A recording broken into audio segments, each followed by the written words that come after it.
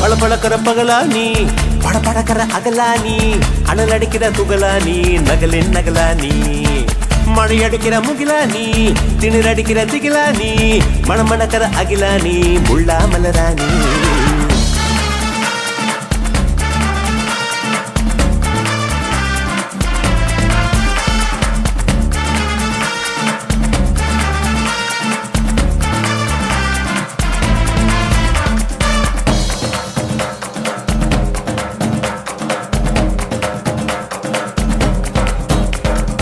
எட்டி தொடும் வயது இது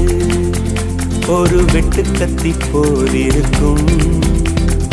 அதிசயம் என்னவென்றால் அதன் இரு பக்கம் கூறியிருக்கும் கனவுக்கு செயல் கொடுத்தால் அந்த சூரியனில் செடி முளைக்கும் புலன்களை